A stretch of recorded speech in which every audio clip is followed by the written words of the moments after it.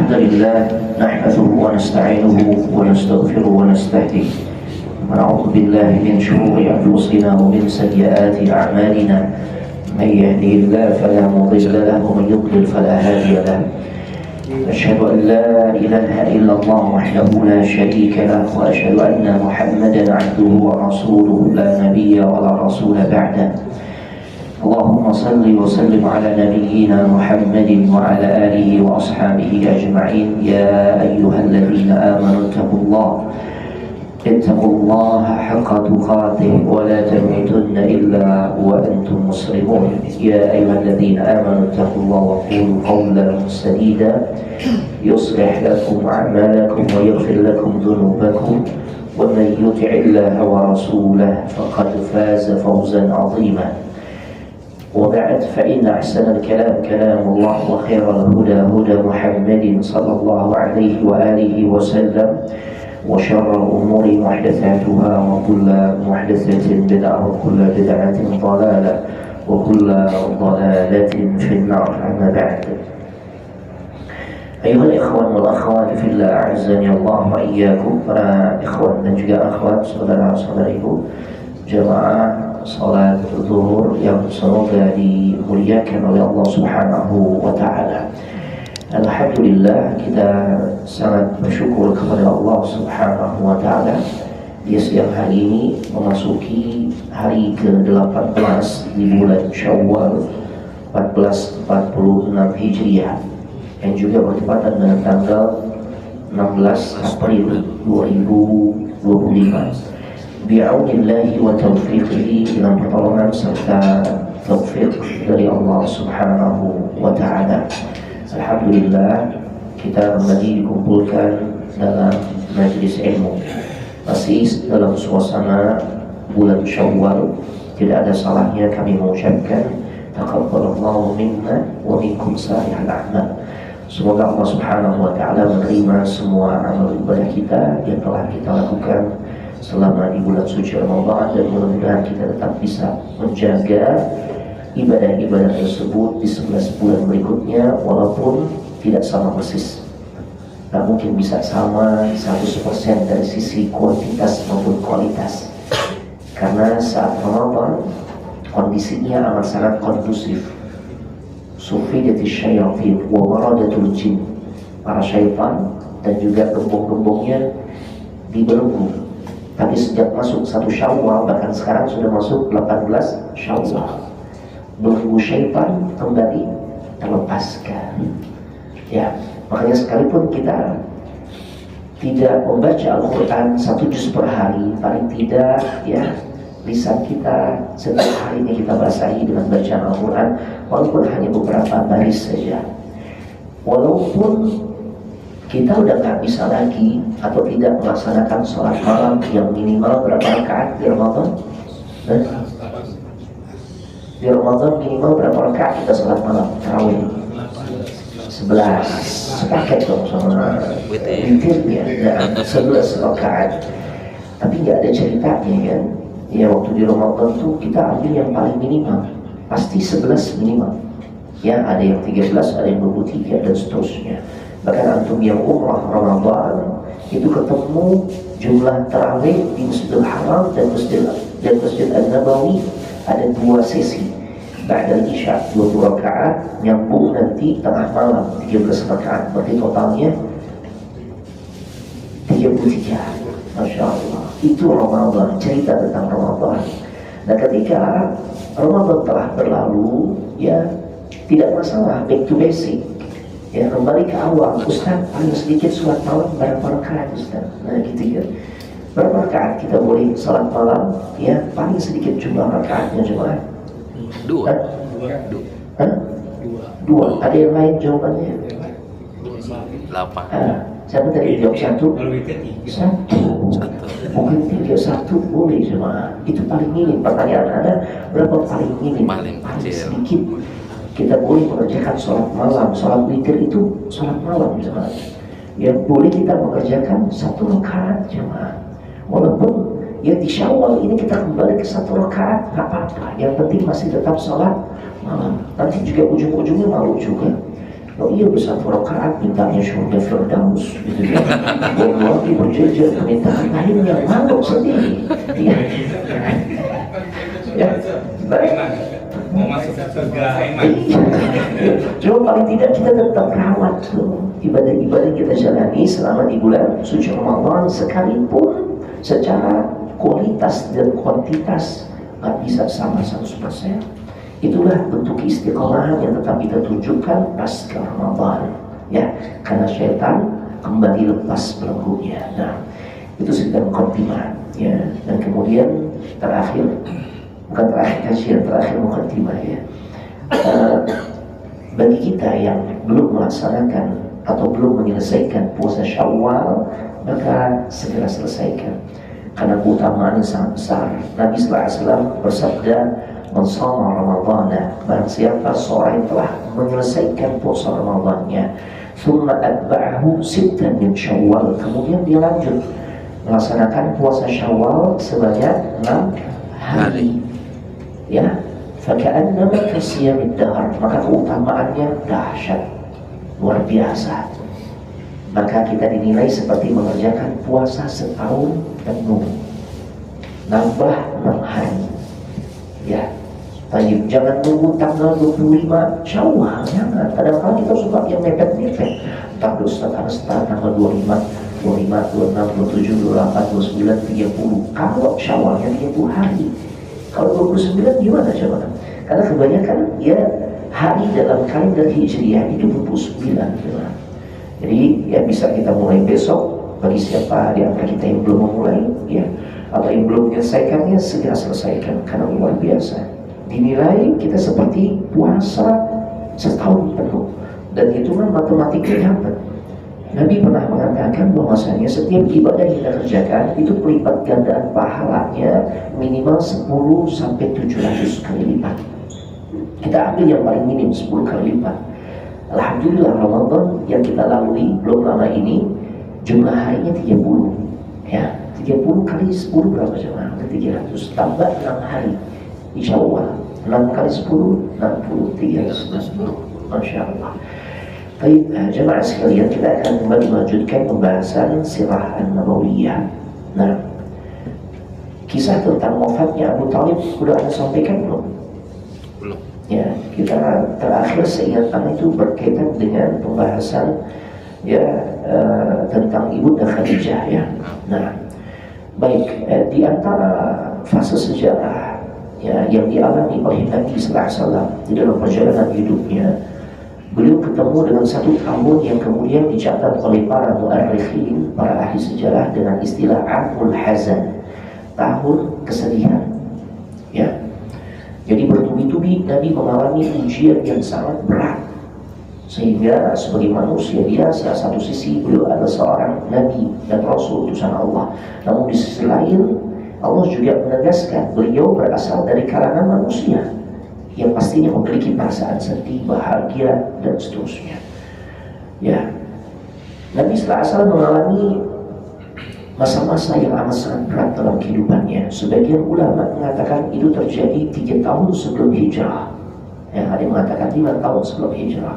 Nah, ketika orang-orang yang itu spesial dalam kehidupan Nabi SAW menemui ajalnya, yang pertama adalah meninggalnya Abu Talib, ya, sang paman yang sangat dicintai oleh Nabi dan mencintai Nabi SAW, ya. Jadi di antara deretan paman-paman Nabi itu kan ada 4 orang, ya. Ada Abu Talib, ada juga Abu Lahab, ada Hamzah, ada Al-Abbas, ya, semuanya paman Nabi. Namun yang paling spesial ini adalah Abu Talib, ya, karena perjalanan hidup Nabi dari masa kecilnya, orang yang paling dekat dengan diri beliau adalah Abu Talib, yang mengasuh beliau ketika ibunda beliau wafat, kemudian diasuh oleh sang kakek, yaitu Abdul Muttalib. Abdul Muttalib hanya berkesempatan memberikan pengasuhan untuk Nabi selama 2 tahun saja. Nabi memasuki usia 8 tahun, maka kemudian diasuh oleh sang paman, sampai kemudian beliau menikah di usia 25 tahun, ya. Dari 8 tahun ke 25 tahun itu masa yang begitu lama, zaman yang tawil. Ya berarti sekitar 17 tahun. Apakah setelah 17 tahun berlalu Nabi udah menikah, kemudian tidak ada hubungan yang dekat antara Nabi dengan beliau? Ternyata tidak, terus berlanjut. Ya, ketika Nabi SAW dinobatkan menjadi seorang Nabi dan Rasul, dan mulailah beliau mengalami berbagai macam ujian dan cobaan, intimidasi, kezaliman dan sebagainya.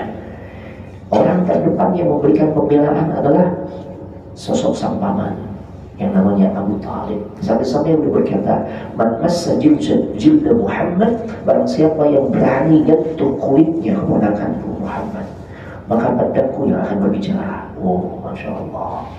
Ya, jadi luar biasa totalitas pembelaan Abu Talib kepada Nabi SAW. Namun demikian, ya, sekalipun beliau menunjukkan totalitas pembelaan, rasa kasih sayang yang luar biasa beliau tunjukkan kepada Nabi SAW, ada satu hal yang amat sangat membuat Nabi SAW sedih. Itu tatkala Abu Talib meninggal, jemaah. Ya, dijelaskan oleh para ulama sejarah, pada saat Abu Talib jatuh sakit dan sakitnya semakin berat. Beratnya sakit Abu Talib itu diantara sebabnya adalah yang pasca beliau atau Abu Talib dan juga Nabi SAW serta kaum muslimin menghadapi ya fase yang sangat berat dalam kehidupan kaum muslimin di masa itu, yaitu tatkala kaum muslimin diboikot. Ya, orang-orang musyrikin Quraisy yang menguasai perekonomian saat itu, yang menguasai juga perdagangan, mereka membuat aturan, ya, nggak boleh melakukan aktivitas jual beli kepada kaum muslimin, termasuk jual beli kebutuhan pokok, makanan pokok dan sebagainya. Adapun di antara mereka ada yang mau menjual kepada kaum muslimin, maka mereka menjual dengan harga yang tidak masuk akal, yang tidak akan mungkin bisa ya dibeli, ya. Artinya kaum muslimin tidak akan punya kemampuan untuk membeli ya barang-barang yang dikuasai oleh orang-orang musyrikin Quraisy. Sehingga pada akhirnya sekitar 3 tahun kaum muslimin diboikot, kekurangan bahan makanan pokok. Sampai-sampai banyak di antara kaum muslimin yang memakan akar-akar pohon, kulit-kulit kayu, daun-daunan yang ada di wilayah padang pasir, bukan daun-daunan yang seperti di kita nih, yang menyehatkan. Ada katuk, ada bayam, ada kangkung, Singkong. Daun singkong. Iya, daun singkong, Masya Allah, sehat. Kalau di Sumatera semua daun kaktus, Allahu Akbar. Ya, otak aja kayaknya nggak doyan gitu ya. Nah, tapi tidak ada makanan lain, tidak ada pilihan makanan lain semua. Mereka konsumsi itu kulit-kulit kayu, la haula wala quwwata illa billah. Bahkan Sa'ad ibn Abi Waqqas pernah bercerita bertutur bahwasanya sampai-sampai beliau memotong sebagian sandal kulitnya untuk kemudian direbus dan dijadikan sebagai bahan makanan. Allahu Akbar. Bahkan masih cerita Sa'ad ibn Abi Waqqas saking laparnya saat itu, di tengah malam, di tengah kegelapan malam, beliau ya buang air kecil, pipis. Dan saat beliau pipis, beliau mendengar ya tetesan suara pipisnya itu mengenai sesuatu, dan beliau yakin ini kayaknya sesuatu yang bisa dimakan. Ternyata potongan kulit yang sudah hampir membusuk. Tapi karena sudah ada makanan lagi, akhirnya diambil, dibersihkan. Faghsalahu, beliau cuci, dan kemudian ya beliau siapkan api untuk membakar ya kulit onta. Sebagian ulama katakan itu kulit onta yang keadaannya sudah mendekati busuk, dibakar dan kemudian sampai mengering. Nah, ketika kering itulah kemudian ya ditumbuk, dan bubuknya itu serbuk kulit yang sebelumnya kena pipisnya beliau, ya kemudian ya beliau tumbuk dan beliau makan. Allahu Akbar. Dan beliau mengatakan dengan sebab ya makanan tersebut Allah berikan ketahanan untuk diriku menahan lapar selama 3 hari cuma. Allahu Akbar. Makanya kalau kita nih melihat perihnya kehidupan para sahabat di zaman Nabi Sallallahu Alaihi Wasallam, ya maka kita bersyukur sepatutnya jemaah. Allah hidupkan kita di masa sekarang dan tidak perlu berandai-andai ketika kita melihat keutamaan para sahabat sebagai generasi yang dijamin masuk surga, kemudian sampai menimbulkan sebuah kecemburuan. Oh, enak banget ya kalau kita hidup di zaman Nabi, kita kan bisa jadi sahabat Nabi tuh. yang mudah-mudahan masuk juga kategori orang yang dijamin surga sebagaimana yang Allah abadikan dalam surah At-Taubah ayat 100, sahabat dijamin surga. Jemaah, jangan berandai-andai seperti itu. Allah Maha tahu, Allah tahu kapasitas kita. Bersyukurlah atas apa yang Allah telah takdirkan untuk kita jalani, jemaah. Ya, karena kalau sekiranya keinginan kita itu Allah wujudkan, kita hidup atau dihidupkan di masa Nabi sallallahu alaihi wasallam, belum tentu ya kita itu menjadi sahabat Nabi. Bahkan yang sangat mungkin adalah kita jadi sahabatnya Abu Jahal. Karena berat, jemaah, gak gampang. Ya, kita kadang ya baru dapat ujian jadi korban PHK mungkin ya, perampingan sebuah perusahaan, kita udah merasa orang paling sengsara di dunia, udah hilang rasa syukurnya, jemaah. Ya, padahal masih banyak yang lebih sulit kehidupannya dibandingkan dirinya. Ya, andai pun kita di kekurangan makan, kita masih ketemu telur ceplok, jemaah. Iya kan? Tapi kita masih bisa nambah tuh makan, masih bisa ketemu nasi, ya walaupun mungkin cuma ditaburi garam. Kan itu cuma kita nggak pernah ketemu kondisi itu sampai ya memotong sandal kulit untuk kemudian direbus, jemaah. Nggak pernah kita kayak begitu. Kita nggak pernah mengganjal perut kita dengan batu karena saking laparnya, sebagaimana yang para sahabat dan Nabi juga melakukannya. Nggak ada sesuatu yang bisa dimakan. Maka untuk menahan rasa lapar, ganjel perut dengan batu, jemaah. Kita masih ketemu bakwan, jemaah. Kan gitu ya. Masya Allah, maka bersyukurlah. Tidak usah berandai-andai. Enak banget hidup di zaman Nabi, jadi sahabat Nabi. Allah tahu kapasitas kita. Ya, kita tidak sanggup menghadapi kehidupan sebagaimana yang dijalani oleh para sahabat Nabi sallallahu alaihi wasallam. Ya. Dan dalam kondisi seperti itu, maka Abu Thalib ya mengalami dampak pada fisiknya. Ya, karena usia semakin tua, pada akhirnya beliau mengalami sakit-sakitan dan sakitnya pun semakin parah.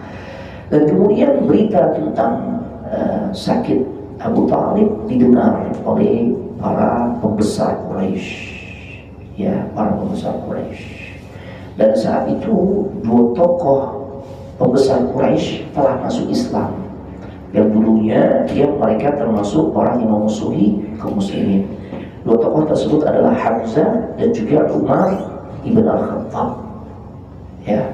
Nah, ketika info sakitnya Abu Thalib sampai kepada pembesar-pembesar Quraisy, maka mereka segera datang ke hadapan Abu Thalib dan mereka berkata, ya Abu Thalib, wahai Abu Thalib, ya, Anda tahu akan kedudukan Anda di hati kami, di mata kami. Ya. Sekarang telah hadir kondisi yang menjadikan Anda semakin drop, ya. Sakit Anda semakin parah. Dan itu sesuatu yang amat sangat mengkhawatirkan. Nah, dan kemudian mereka pun menyampaikan sebuah permohonan kepada Abu Thalib. Apa permohonan yang mereka sampaikan kepada Abu Thalib? Tidak lain, mereka menginginkan agar Abu Thalib sebelum mati ini coba deh lakukan upaya untuk melarang keponakanmu, ya, untuk terus berdakwah kepada orang-orang Mekah, ngajak orang-orang Mekah untuk mengikuti agama Islam, untuk masuk dalam Islam. Coba larang keponakanmu, ya, untuk menghentikan aktivitas dakwahnya, karena ini mengusik agama yang telah kita anut ratusan tahun, ya, agama nenek moyang, agama kesyirikan. Itu permintaan mereka kepada Abu Thalib. Ya, karena mereka punya firasat, jangan-jangan gak lama lagi mati ini. Dan gitu ya. Nah, dan saat itu dipanggillah Rasulullah SAW di hadapan Abu Thalib. Dan kemudian beliau berkata, ya, kepada orang-orang yang saat itu hadir, para pembesar Quraisy. Beliau berkata, ya, serulah mereka agar mau mengatakan satu kalimat saja, wahai pamanku, yang jika mereka sampaikan hal itu, maka mereka akan mendapatkan karunia yang sangat luar biasa, ya, di mana semua bangsa Arab akan tunduk patuh kepada mereka dan mereka pun akan menguasai wilayah-wilayah non-Arab. Allahu Akbar. Maka Abu Jahal berkata, apa kalimat tersebut? Wallahi, demi Allah, kami siap. Bahkan 10 kalimat pun kami siap. Ya. Baik. Maka kemudian Rasulullah SAW menjawab, atau mengatakan qul, ay qulu, katakanlah oleh kalian la ilaha illallah. Inilah kalimat yang disampaikan oleh Nabi sallallahu alaihi wasallam untuk diucapkan oleh orang-orang Quraisy. Itu kalimat tauhid. Ucapkan la ilaha illallah. Maka semua orang-orang Arab dan non-Arab akan tunduk di bawah kekuasaan kalian. Allahu Akbar. Apa kata mereka? Ya, setelah sebelumnya Abu Jahal katakan jangankan satu kalimat, 10 kalimat kami siap. Tapi begitu mendengar kalimat yang dimaksudkan adalah kalimat tauhid la ilaha illallah, apa kata mereka? Ya Muhammad, ataj'alu alihatana ilaha wahida. Ya Muhammad, apakah kau hendak menjadikan Tuhan-Tuhan kami yang banyak hanya menjadi satu saja? Ya kan konsekuensi kalimat la ilaha illallah yang menjadikan Allah satu-satunya yang paling berhak untuk diibadahi, untuk disembah. Yang lain udah gak boleh. Makanya mereka langsung komen, karena selama itu kan mereka menyembah Lata, Uzza, Manat dan lain sebagainya, berhala yang ada di sekitaran Ka'bah. Itu sejumlah adadul ayyam di sana, sejumlah hari dalam satu tahun ada 360-an berhala di Ka'bah, di sekitaran Ka'bah, tempat paling mulia. Artinya begitu rusaknya ya tingkat kesyirikan yang terjadi di masa itu. Dengan kalimat itu otomatis konsekuensinya tinggalin itu semua. Ya, mereka wajib menyembah atau beribadah hanya kepada Allah. Mereka harus meninggalkan Lata, Uzza dan sebagainya. Dan mereka tidak akan mau itu. Makanya mereka katakan, kau tidak menjadikan Tuhan-Tuhan kita yang banyak hanya jadi satu saja.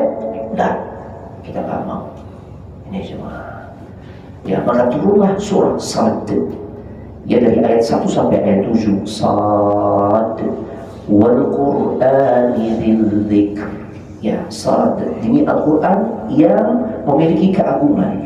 Ya, balil ladzina kafaru fi 'izzatin wa shiqaq.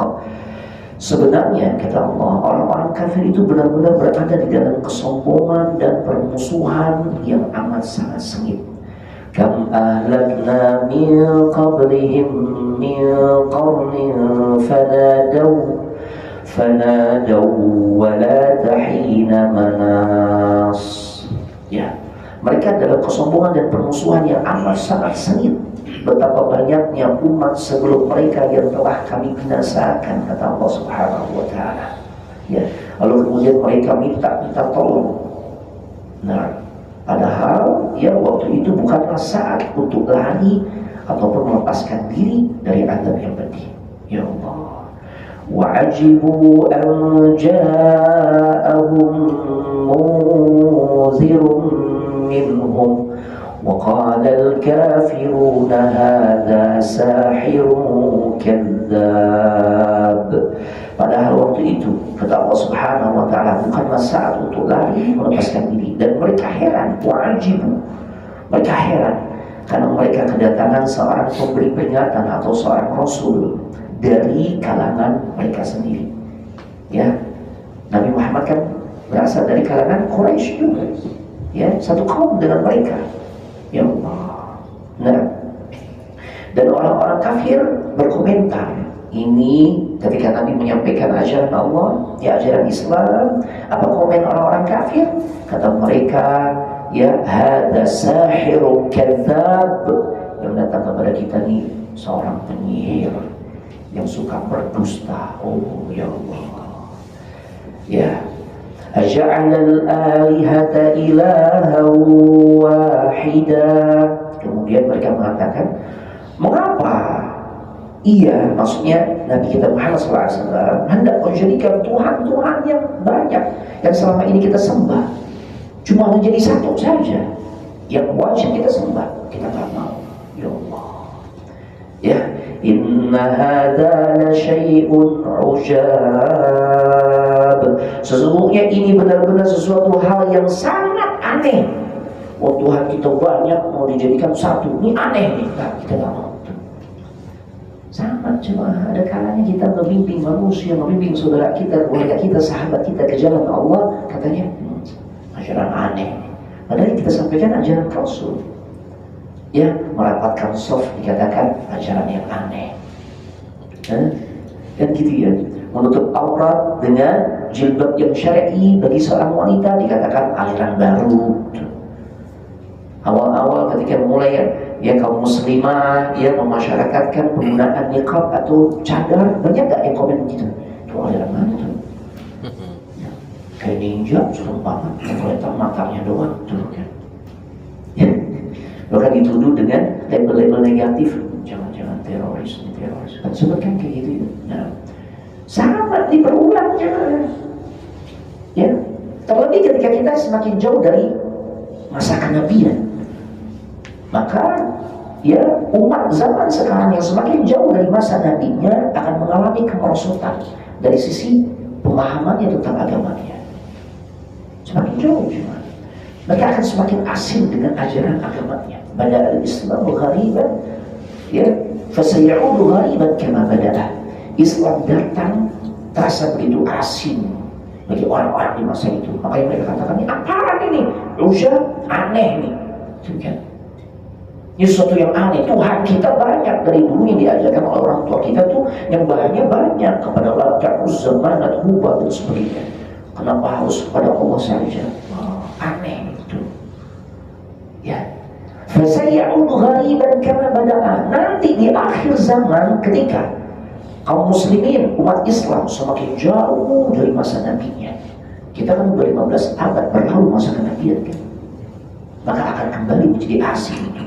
Ajaran-ajaran Islam dia di mata kaum muslimin semakin asing. Ya. Jadi sejarah akan kembali terus berulang jemaah. Makanya pentingnya juga kita mempelajari sejarah jemaah. Wa talaqal mala'u minhum an yamshu wasbiru ala alihatikum inna hadha la syai'un yurad.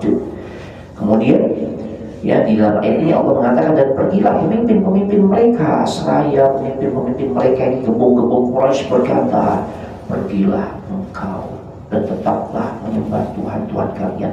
Pergilah kalian. Ya, pembesar-pembesar Quraisy ya mengatakan kepada kaumnya, udah pergi aja, nggak usah dengerin orang ini. Nggak usah dengerin Muhammad. Ya pergi kalian, selamatkan diri kalian. Tetaplah menyembah Tuhan kalian. Ya Allah. Karena sesungguhnya ini benar-benar satu hal yang memang sudah menjadi rencananya Muhammad nih, untuk memalingkan kita dari agama nenek moyang kita. Udah pergi, selamatkan diri. Ya Allah. Ma sami'na bihada fil millatil akhirah inna hada illa ikhtilaq. Ya. Kemudian mereka berkata, kami tidak pernah mendengar hal ini dalam agama yang terakhir, yaitu tentang masalah mentauhidkan atau mengesahkan Allah, menyembah atau beribadah hanya kepada Allah. Kita tak pernah dapat itu dari orang tua kita. Yang ada Tuhan kita tuh banyak yang harus kita sembah. Itu komen mereka. Ya, jadi acuan mereka di dalam beragama adalah apa yang mereka warisi dari ajaran nenek moyang mereka. Mereka nggak lihat lagi tuh bagaimana firman-firman Allah yang Allah sampaikan untuk disampaikan oleh para penyerunya. Yang mereka jadikan pijakan adalah apa yang sudah berlaku dari ajaran nenek moyang. Ya, yang kebanyakan orang lakukan itu jemaah. Dan itu pun kembali berulang zaman sekarang. Ya, ketika kita membimbing manusia tatkala berziarah kubur, jangan sampai jatuh pada perbuatan syirik. Apa yang dikatakan oleh orang-orang yang menjadikan kuburan sebagai sarana kesyirikan. Ya, ketika kita katakan kalau berdoa langsung kepada Allah. Kuburan orang mulia siapapun yang kita datangi, sekalipun dia adalah Rasulullah SAW, maka tetap doanya langsung kepada Allah. Tapi mereka tidak mengatakan demikian. Mereka tidak mau menerima seruan yang seperti ini. Ya, mereka mengatakan ini orang-orang yang nggak punya penghormatan, ya tidak menunjukkan penghormatan terhadap orang-orang saleh. Ya, kita memuliakan orang-orang saleh sesuai dengan kapasitas mereka. Ketika mereka sudah meninggal, maka sesungguhnya orang-orang saleh, bahkan para nabi dan rasul sekalipun, itu sudah tidak bisa lagi memberikan manfaat atau mencegah mabuk. Makanya kita yang ziarah kubur ke makam Nabi, Setelah dari Raudhah, kan kita ziarah ke makam Nabi itu. Nabi cuma ajarkan, berikan panduan, sampaikan salam kepada aku. Assalamualaikum ayuhan nabiyyu wa rahmatullah wa barakatuh. Bergeser sedikit, kita ketemu dengan kuburan orang mulia yang berikutnya, yaitu Abu Bakar As-Siddiq. Dan lagi-lagi cuma diperintahkan ucapkan salam. Salam itu hakikatnya doa. Jadi justru yang mendoakan itu adalah orang yang hidup kepada yang mati. Assalamualaikum ya Abu Bakar As-Siddiq wa rahmatullahi wa barakatuh. Bergeser lagi, ini orang termulia ketiga setelah golongan para nabi dan rasul. Orang termulia kedua maksudnya setelah Abu Bakar, yaitu Umar. Assalamualaikum ya Umar ibn al-Khattab wa rahmatullahi wa barakatuh. Ya, nggak boleh minta ya Nabi Allah, ya Abu Bakar, ya Umar, ya sampaikanlah pesanku, hajatku kepada Allah. Nggak boleh. Makanya kita nggak boleh. Kalau berziarah ke makam Nabi dan melewati dua makam sahabatnya, berlama-lama di situ ya, pasti diarahkan roh ya, roh segera pergi. Ada pun kita boleh menambah setelah mengucapkan salam kepada Rasul dan kedua sahabatnya, tidak lain adalah menyampaikan salawat. Salawat lagi-lagi doa kita untuk Nabi agar Allah tambahkan keutamaan, kemuliaan, keberkahan kepada beliau, karena beliau pasti sudah mulia. Itu cuma ya. Nah, kita dapat ketika kita membimbing saudara kita, teman kita yang kalau ziarah kubur ada muatan lain selain seharusnya sepatutnya orang yang berziarah kubur kan itu untuk mengingat perkara kematian, untuk melembutkan hati. Tapi ternyata banyak orang datang ke kuburan itu membawa hajat dunia, obsesi dunia, ingin langgeng jabatannya atau ingin terpilih di saat ada sesi promosi jabatan dan atau promosi pemilihan pemimpin dan sebagainya. Kan itu yang terjadi di musim-musim kampanye, tempat yang paling ramai didatangi kalian kuburan. Ya, padahal seharusnya orang yang datang ke kuburan itu mendoakan ahli kubur. Karena orang yang meninggal siapapun dia membutuhkan doa dari orang-orang yang hidup. Udah kembali konsepnya. Kita ingatkan, maka kemudian kita dituduh orang-orang yang gak punya penghormatan, yang gak bisa menunjukkan penghormatan kepada orang-orang saleh. Bukan begitu cara kita menghormati atau memuliakan orang-orang saleh, jemaah. Ya, nah, baik Bapak Ibu jemaah sekalian, semoga dimuliakan oleh Allah Subhanahu wa taala. Dan ternyata intinya mereka menolak, akhirnya mereka semua pergi. Kemudian dijelaskan dari sebuah riwayat dari Sa'id ibn al-Musayyib dari ayahnya, beliau mengatakan, beliau menceritakan ketika ajal kematian datang kepada Abu Thalib, datanglah Rasulullah SAW kepada dirinya, dan saat beliau mendapati pamannya dalam keadaan sekarat, beliau mendapati ada dua orang gembong Quraisy. Yang pertama Abu Jahal, yang kedua Abdullah ibn Umayyah ibn al-Mughirah juga ada di dekat Abu Thalib yang sedang dalam keadaan sekarat. Maka Rasulullah SAW segera menghampiri sang paman dan membimbing pamannya dengan mengatakan, ya ammi, qul la ilaha illallah kalimatun uhajju laka biha indallah. Wahai pamanku, ucapkan kalimat la ilaha illallah, yang dengan kalimat itu aku akan memberikan pembelaan untuk dirimu di hadapan Allah kelak. Artinya, kalau beliau mengucapkan kalimat tersebut, maka beliau sah masuk ke dalam Islam. Antara sesama muslim itu bisa saling memberikan syafaat. Apalagi beliau pamannya Nabi. Tapi nggak menjadi bermanfaat kalau hanya sebatas mengandalkan nasab. Apalagi jualan nasab. Makin terbongkar kan boroknya. Jualan nasab. Ini yang jelas-jelas nasabnya benar-benar pure, asli, jemaah. Nggak perlu dilakukan, nggak perlu pakai tes DNA, jemaah. Ya, amannya luar biasa. Nggak manfaat kecuali belum mau mengucapkan kalimat la ilaha illallah, sehingga kita masuk dalam satu kelompok barisan orang-orang yang Allah berikan keselamatan, yaitu kaum muslimin. Ya, makanya itulah seharusnya yang kita lakukan ketika ada keluarga kita atau siapapun orang-orang dekat kita yang sedang dalam keadaan sekarat. Bimbing dia untuk mengucapkan kalimat tauhid, Yang Nabi katakan, man kana akhiru kalamihi la ilaha illallah dakhala al-jannah. Barang siapa yang akhir ucapannya adalah kalimat la ilaha illallah, maka Allah akan masukkan dia ke dalam surga. Kalimat ini jemaah. Dan gak usah main logika. Kepanjangan Ustaz, ntar baru setengah mati. Ya. Masa sih Allah zalim? Allah gak mungkin zalim. Nah, mungkin itu kan logika kita yang dangkal jemaah. Ketika Nabi sudah memberikan bimbingan, kalimat itu yang sepatutnya kita sampaikan kepada orang-orang yang sedang dalam keadaan sakaratul maut. Ini kalimat penyelamat jemaah. Maka jangan kasih choice yang lain atau hadirkan choice atau pilihan yang lain. Oh jangan pilih Allah aja semuanya. La ilaha illallah. Ya, la ilaha illallah. Walaupun nanti kalau antum membimbing orang-orang yang sedang dalam keadaan nazar atau sakaratul maut, jangan berharap bahwasanya kalimat itu mampu diikuti dengan suara yang begitu jelas. Jangan. Orang kalau udah sekarat tuh, ya kan sebelum dia benar-benar menghembuskan nafas terakhir, kesadaran sudah hilang. Ya, responnya semakin minim. Jadi jangan berharap ya, kalau itu diikuti. Enggak, lihat saja harakatul lisan, gerakan lisan itu lidah. Karena memang atas rahmat Allah, ya, kalimat la ilaha illallah itu terangkai dari huruf atau dengan huruf-huruf. Maaf, kalimat la ilaha illallah itu terangkai ya dari huruf-huruf lisan. Ya, kita yang belajar tajwid pasti paham ya, huruf yang keluar lewat lidah. Maka lihatlah gerakan lidahnya. Apalagi terdengar sayup-sayup. Nah itu. Ya, yang jelas Pak, jangan. Udah bagus dia bergerak lisannya. Kecuali kalau kita kemudian dapati lagi terdengar kalimat lain. Kadang-kadang terbentuk gitu. Berarti kalimat akhirnya bukan la ilaha illallah, tapi air. Kasih dulu air cuma.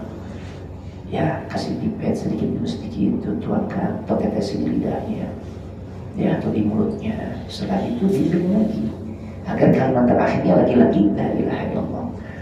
Kesalahan kita juga terus Pak yang banyak Pak la ilaha illallah. Ya jangan, nggak ada tuntutan harus banyak. Yang penting akhir ucapannya itu. Makanya begini cuma kemarin di musim Ramadan, karena di kontak seorang jemaah, Ustaz bisa kami tolong orang tua kondisinya sudah agak berat, dokter sudah katakan semua sekarang di ICU. Oh baiklah, sempatkan diminta harjo saat itu ya. Kami datang ya, kami bilang nih antum semua keluarganya, anak-anak dia mana ya, ini Ustaz saya bergilir ya, minta izin sama dokter dia bergilir ya agar bisa membimbing ayah anda. Nah seperti itu ya, karena ini momen-momen yang menentukan jemaah. Dan kami berikan bimbingan, jangan berharap ya bahwasanya ucapan yang diikuti oleh orang tua saat kita membimbing untuk dia mengucapkan kalimat la ilaha illallah itu harus jelas dan tegas. Enggak, itu biasanya di sinetron. La ilaha illallah blok ya. Yang bukan nggak mungkin saja, cuma jarang jemaah. Kalau di sinetron kan gitu kan, ya la ilaha illallah blok atau di film. Tapi kalau realita yang ada jarang, apalagi kalau diawali sakit ya udah nggak sadar, pakai stroke dulu ya. Ya Allah, ini jemaah. Jadi ilmu yang penting untuk kita fahami jemaah. Makanya Rasul berikan bimbingan kepada Abu Thalib begitu. Tapi di sisi lain Abu Jahal dan juga Umayyah kasih juga bimbingan. Ya, yang satu bimbing ke arah jalan surga, yang satu ke neraka. Ya kata Umayyah dan Abu Jahal, atarghabu millata abik, wahai Abu Thalib, yang dia udah gak suka, udah benci dengan agama bapaknya nih ya. Dan akhirnya ternyata Abu Thalib lebih condong untuk mengikuti ajaran ya, bimbingan dari Abu Jahal. Kenapa? Dia takut nanti dicibir oleh orang-orang satu kaumnya bahwasanya dia meninggalkan agama nenek moyangnya. Maka jangan sampai juga kalau sudah hadir kebaikan di hadapan kita, jangan sampai perasaan gak enak itu menjadi penghalang kita untuk menerima hidayah atau jalan kebenaran. Jadi kita perlu memanage perasaan gak enak ini kepada hal-hal yang tepat. Abu Thalib itu punya perasaan gak enak, cuma gak enaknya gak tepat, sehingga pada akhirnya terhalang dari hidayah. Itu cuma ya, ini bisa saya sampaikan.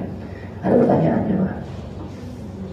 Jika tidak ada maka kita cukup sampai di sini karena sudah mepet waktunya ya. Tutup dengan doa kafaratul majlis.